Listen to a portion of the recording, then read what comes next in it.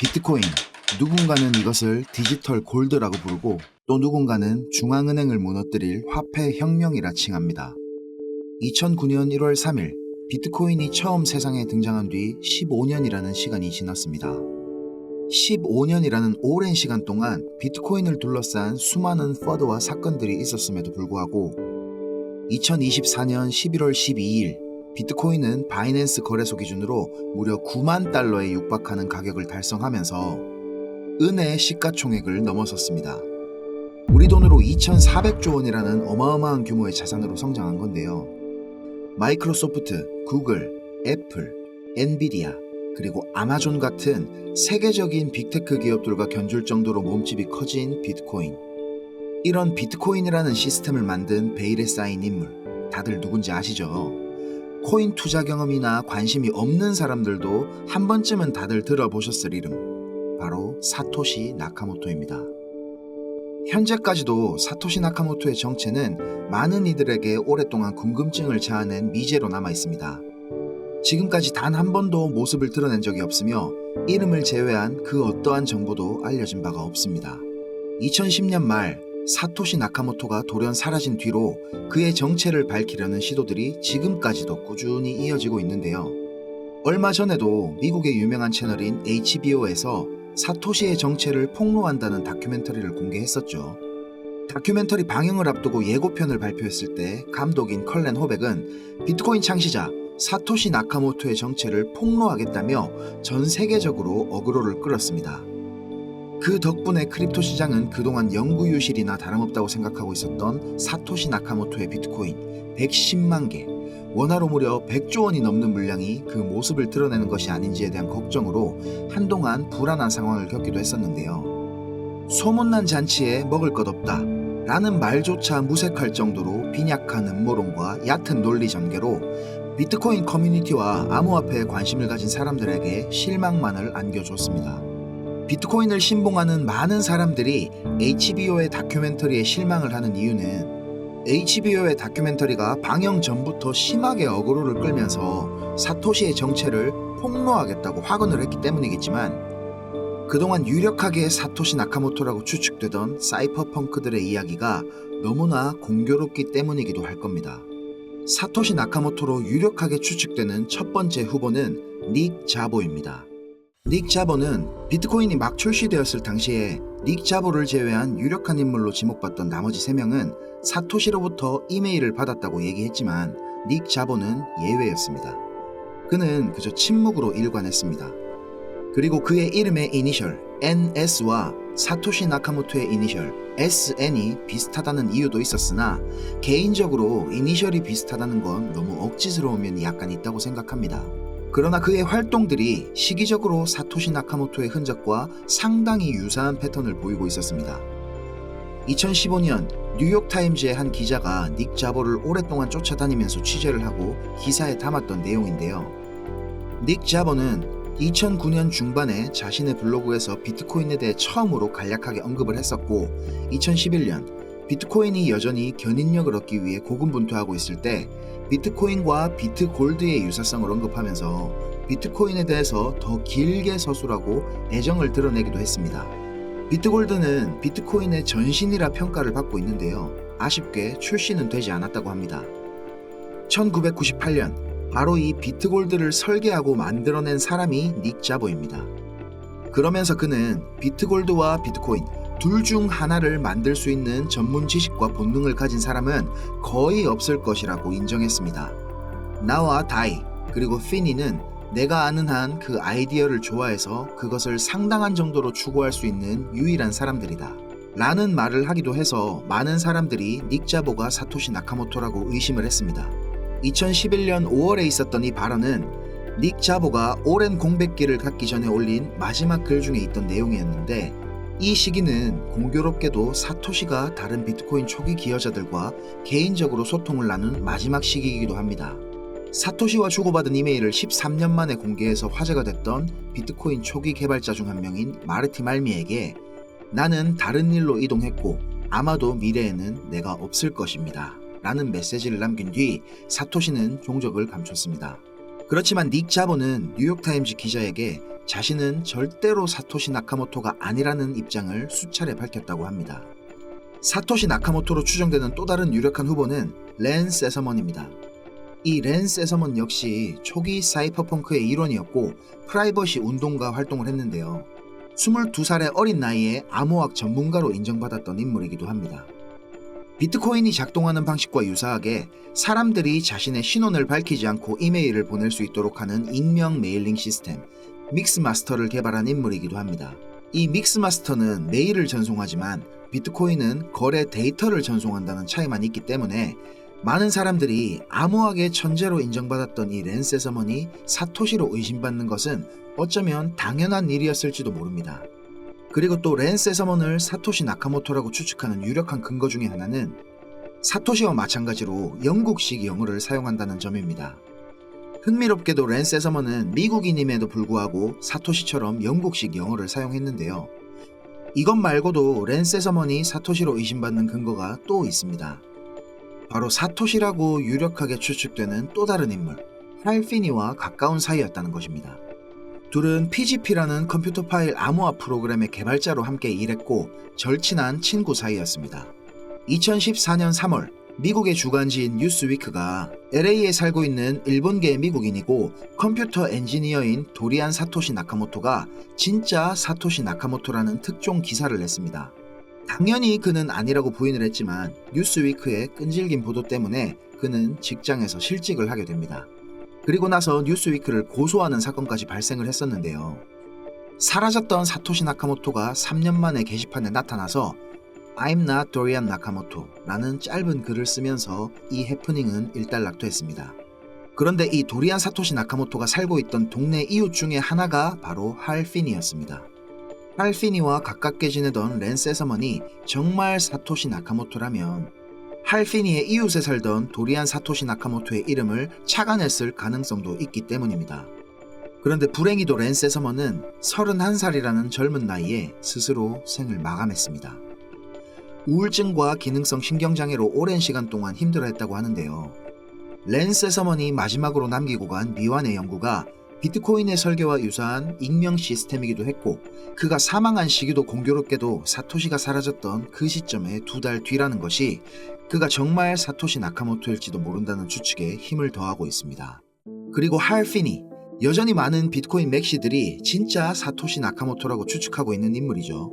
할 피니 역시 암호학에 대한 전문 지식이 뛰어났고 사이퍼펑크 활동에 참여하면서 해커로 활동했었습니다. 많은 사람들이 할 피니가 사토시가 아니라고 할지라도 분명히 할 피니의 주변에서 사토시를 찾을 수 있다고 확신하는 이유가 몇 가지 있는데요. 할 피니는 사토시가 보낸 비트코인의 첫 번째 수령인이었습니다.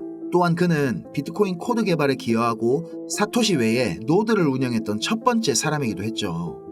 그리고 사토시가 사라질 무렵에 작성된 마지막 게시물 중 하나에서 할 피니에 대한 존경을 공개적으로 암시하기도 했는데요. 할 피니가 2013년 3월 19일 비트코인 톡이라는 커뮤니티에 작성한 게시물에서 사토시가 크립토 메일링 리스트라는 사이퍼펑크들이 활동하는 포럼에 처음 비트코인을 소개했을 때 많은 암호학 전문가들은 냉소적이고 부정적인 반응을 보였지만 자신은 오랫동안 암호학적 지불 처리 방법에 대해 관심이 많았다고 말했습니다. 2004년 할 피니는 RPOW라는 작업 증명 기반의 화폐를 만들려고 시도한 적이 있었다고 합니다. 이 RPOW라는 기술이 바로 지금의 비트코인 채굴 방식인 POW, 작업 증명 방식의 전신입니다. 그리고 운이 좋게도 비트코인에 사용된 핵심 기술들을 만든 것으로 알려진 닉 자보와 웨이 다이를 만나 폭넓게 교류할 수 있었기 때문에 사토시 나카모토의 비트코인을 더욱 매력적으로 느끼게 됐다고 말하고 있습니다. 사토시가 처음 비트코인 소프트웨어를 배포했을 때 할 피니는 그게 무엇인지 바로 알아챌 수 있었다고 했고 초기 비트코인 채굴에 참여해 70개 블록을 채굴하고 사토시에게 테스트용으로 10개의 비트코인을 받은 첫 번째 비트코인 수령인이 된 것입니다. 그리고 며칠간 사토시와 직접 이메일을 주고받으면서 자신이 버그를 발견해서 알려주면 사토시가 수정을 하는 그런 내용이었다고 말했습니다. 비트코인이 처음 발행되던 2009년 1월 3일 그 당시 이미 할 피니는 세계적으로 유명한 암호학자였고 사이퍼펑크였지만 얼마 지나지 않아 그에게도 불행이 찾아오게 됩니다. 2009년 8월 ALS라는 병을 진단받았습니다. 우리에게는 루게릭병이라는 이름으로 더 잘 알려진 병이죠. 할피니는 2년 뒤인 2011년에 루게릭병 증상이 심해지고 몸이 급격하게 안 좋아져서 은퇴를 하게 됩니다. 전동 휠체어에서 하루 종일 앉아 있으면서도 아이 트래커라고 불리는 안구 마우스를 이용해서 휠체어를 직접 조작하고 컴퓨터로 코딩도 할 수 있다고 말하며 우리에게 감동적인 이야기를 들려줬었습니다. 비트코인을 세상에 내놓고 사토시가 돌연 사라진 2011년 5월이라는 시점과 병에 걸린 할피니의 은퇴 시점이 일치하고 도리안 나카모토가 진짜 사토시 나카모토가 아니라고 사토시 본인이 게시판에 글을 썼던 시점은 2014년 3월입니다. 이 당시 할피니는 조금 전에 제가 말씀드렸던 아이 트래커를 이용해서 느리지만 컴퓨터를 사용할 수 있는 상태였기 때문에 그를 사토시라고 의심하는 사람들에게 많은 질문을 받았다고 하는데요. 제가 지금 읽어드릴 내용은 할피니가 직접 포브스지에 답변한 이메일의 내용입니다. 저에 대한 의심에 대해서 자랑스럽긴 하지만 이러한 혐의를 단호히 부인합니다. 제가 무슨 말을 더 할 수 있을지 모르겠습니다. 제가 사토시와 주고받은 메일들이 가짜가 아니냐고 의심하실 수도 있겠지만 그것에 대해선 뭐라고 할 말이 없습니다. 이런 내용의 메일을 보내고 얼마 뒤 할피니는 결국 사망했고 그의 시신은 지금 냉동 상태로 보관되고 있습니다. 이렇게 사토시 나카모토가 누군지는 아직도 미스터리로 남아 있는데요. 저는 혹시나 할피니와 사토시의 기록들에서 조금이라도 더 힌트를 찾을 수 있지 않을까라고 생각했고 그 결심을 한 뒤로부터 지금까지 제가 직접 그의 흔적들에 대한 힌트를 찾아보고 있습니다. 처음에 저는 챗 GPT에게 도움을 요청해보기로 생각했습니다. GPT에게 사토시 나카모토의 정체에 대해서 알고 싶고 그에 대한 기록들이 있는 웹사이트를 알려달라고 했지만 GPT는 제가 이미 알고 있는 뻔한 웹사이트들만 알려주는 앵무새 같은 답을 저에게 줬습니다. 이 사이트는 사토시 나카모토 인스티튜트라는 곳인데요. 사토시의 활동에 대한 자료들은 아직까지 잘 보존이 되고 있지만 저는 사토시 정체에 대한 힌트는 반드시 할피니와 관련된 곳에서 나올 것이라고 생각하고 있었기 때문에 할피니에 관한 정보를 넣는 데 초점을 두고 있었는데요. 이 사이트에서 제공하는 할피니와 관련된 정보들에 접근을 하려고 할 때마다 지금 화면에 보시는 것처럼 요청을 처리할 수 없다는 화면만 볼 수 있었습니다. 그래서 다시 한참을 GPT와 대화를 하던 중 사이퍼펑크 아카이브라는 사이트가 있다는 걸 알게 됐는데요. 이 사이트에 들어가려고 링크를 누른 뒤에 저는 기다렸지만 이런 식으로 연결할 수 없다는 메시지만 나올 뿐이었습니다. 위키피디아를 보면 비트코인의 초기 개발에 할피니가 도움을 주고 있었을 때 그는 이미 유명한 암호학자였으며 컴퓨터 보안 전문가였습니다. 그리고 해커로 활동했던 경험도 있었다고 했기 때문에 혹시 아까 연결되지 않았던 사이트가 해커들이 주로 사용하는 토르 브라우저를 통해 접속을 해본다면 어떨까라는 생각을 하게 됐습니다. 사토시가 비트코인 포럼에서 활동할 때에도 토르에 대한 이야기를 한 적이 있기 때문에 단순한 호기심에 접근해본 것도 사실이지만 어쩌면 제가 찾아왔던 수많은 사이퍼펑크들의 기록들이 저를 이끌었을 수도 있다고 생각이 듭니다. 제 예상대로 저는 토르를 통해 제가 원하던 사이퍼펑크 아카이브의 정보에 접근할 수 있었습니다. 그런데 할피니와 관련된 정보는 찾아볼 수가 없었고 뜬금없이 제가 예전에 찾아본 기억이 있는 에릭 큐즈의 사이퍼펑크 선언문이 나왔습니다. 저는 실망감을 느끼고 창을 닫으려고 했던 찰나 뭔가 이상한 걸 발견했습니다. 분명히 이 선언문은 1993년도에 발표되었던 건데 맨 아래쪽에 에릭 큐즈의 이름 옆에 이상한 숫자와 알파벳이 있는 것이었습니다. 이게 단순히 웹페이지의 오류일 수도 있다고 생각했지만 뭔가 찝찝한 기분을 떨쳐버릴 수가 없었습니다.